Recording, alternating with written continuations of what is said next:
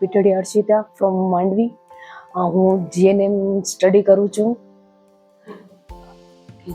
મારું નામ ફોફિંદી ઉર્વશી છે. આ મારા ભાભી છે અને મેં બીએસસી નર્સિંગ કર્યું છે. ત્યારબાદ ગાયનેકનો 1.5 વર્ષનો સ્પેશિયાલિસ્ટનો કોર્સ આવે એ કર્યો છે. ત્યારબાદ મેં 8 વર્ષ જોબ કરી છે અને ગાયનેકમાં મને એક્સપિરિયન્સ છે.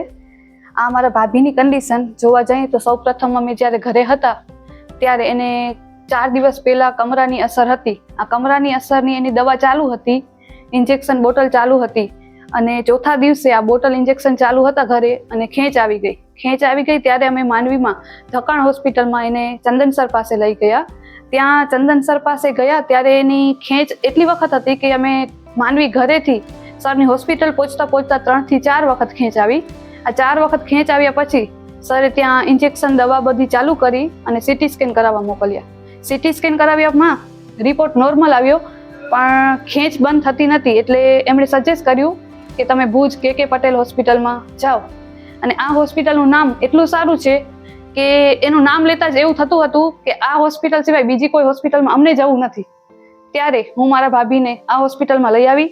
આ હોસ્પિટલમાં તારીખ 22ના રોજ રાત્રે 12:30 થી 1ની વચ્ચે અમે પહોંચ્યા.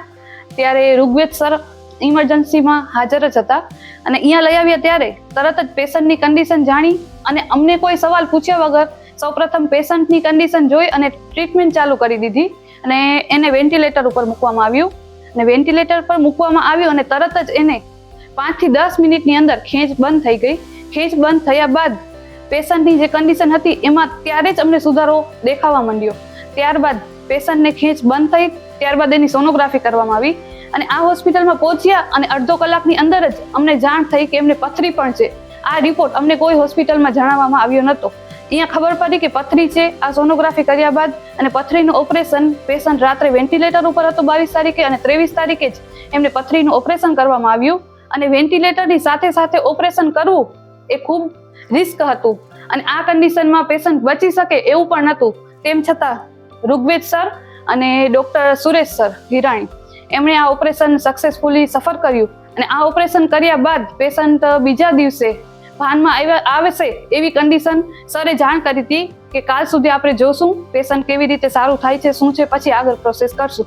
અને બીજા દિવસે પણ પેશન્ટની કન્ડિશન સિરિયસ જ હતી પણ ઓપરેશન સક્સેસફુલ થઈ ગયું. એટલે અમને પણ એવું થયું કે આ હોસ્પિટલમાં વેન્ટિલેટર ઉપર પેશન્ટ હોય અને ઓપરેશન કર્યું અને પેશન્ટ સારું છે તો અમને એટલો વિશ્વાસ આવી ગયો કે આ હોસ્પિટલ સિવાય અમને હવે અમદાવાદ પણ લઈ જવું નથી. અને ત્યારબાદ પેશન્ટની કન્ડિશન બહુ સારી થઈ ગઈ. ત્યારબાદ એને હિમોગ્લોબિન એટલે કે લોહીના ટકા 6% જ હતા. આ 6%માં પેશન્ટને બીટી ચડાવ્યા એટલે લોહીના બોટલ ચડાવ્યા બાદ એમનું 9% લોહી થયું અને એ પોતાની રીતે પોતાનું નામ 3 દિવસથી બોલતા જ નહોતા અને ભાનમાં જ નહોતા. કે એમને પૂછે કે તારું નામ શું છે તો એને નામ પણ યાદ નહોતું અને ત્રીજા દિવસે પોતે જ ભાનમાં આવી ગયા, પોતાનું નામ બોલતા થઈ ગયા અને અમને એવું થયું કે હવે સારું છે. અને ત્યારબાદ 4 દિવસ વેન્ટિલેટર પર રાખ્યા પછી પેશન્ટ પોતાની રીતે જ વેન્ટિલેટરમાંથી આ મશીનમાંથી એને બધી નળીઓ કાઢી અને પોતાની રીતે નામ પૂછવામાં આવ્યું તો પોતાની રીતે જવાબ દેતું થયું.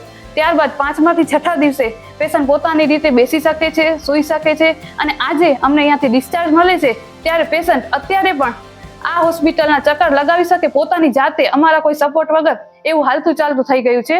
અહીંયાના ડૉક્ટર, નર્સિંગ સ્ટાફ, સફાઈ કર્મચારી, ઇવન હું કહું ને તો મેનેજમેન્ટ, ટેકનોલોજી એટલું સારું છે ને કે કચ્છમાં કોઈ હોસ્પિટલમાં સારું નથી. એટલે હું બધાને એવું કહીશ કે નાની મોટી કોઈ પણ બીમારી હોય ને તો આ હોસ્પિટલમાં આવો અને નિદાન કરાવશો ને તો સચોટ નિદાન આ હોસ્પિટલમાં મળી જાય છે. એટલે અહીંયાની દવાઓ જોવો, ટ્રીટમેન્ટ જોવો કે કોઈ પણ વસ્તુ જોવો એ સારામાં સારી છે. અને હું આ હોસ્પિટલ, અહીંયાના તમામ સ્ટાફનો ખૂબ આભાર માનું છું. અને હું એક નર્સિંગ સ્ટાફ હોવા છતાં હું એવું કહું છું કે કોઈ પણ હોસ્પિટલમાં જતા પહેલા આ હોસ્પિટલમાં જુઓ કે અહીંયા તમને કેટલી સારવાર મળે છે, કેટલો ફરક પડે છે.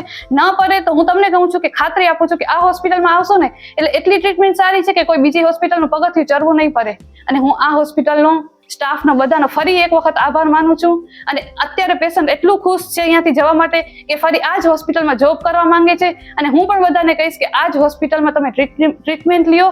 અને સ્ટાફ પણ એટલા સારા છે ને કે આપણે કોઈ પણ વખત સ્ટાફને બૂમ પાડવાની જરૂર નથી પડતી, હાજર ને હાજર હોય છે. જ્યારે આઈસીયુમાં પેશન્ટ હતું ત્યારે પણ 2 નર્સ એની સામે ઊભા રહે છે કે પેશન્ટને વારી ઘડી પૂછતા હોય છે તને કાંઈ તકલીફ છે. ઇવન ડોક્ટર પણ દિવસમાં 4 વખત રાઉન્ડ લેવા આવે છે. અને આ આખા ડોક્ટરોનો ટીમ કે જેમાં doctor Rigveda sir Thakkar, Tejas sir, Hirani sir, આ બધા જ સર, જેમ કે એનેસ્થેટિક હોય, મગજના ડોક્ટર હોય, ઓપરેશનના ડોક્ટર હોય, આ બધાની ટીમ એક સાથે કામ કરે છે ને, ત્યારે હું એમ કહી શકું છું કે એક ડોક્ટરથી આ કામ થાય એવી કન્ડિશન નથી. એટલે આ બધા ડોક્ટરનો એટલો સારો એક્સપિરિયન્સ છે ને કે અત્યારે પેશન્ટ એવી કન્ડિશનમાં હતું કે જીવી શકે એમ નહોતું, અને આજે હાલતું ચાલતું છે. એટલે હું ડોક્ટર ઋગ્વેદ સર અને એમની આખી ટીમનો ખૂબ ખૂબ આભાર માનું છું.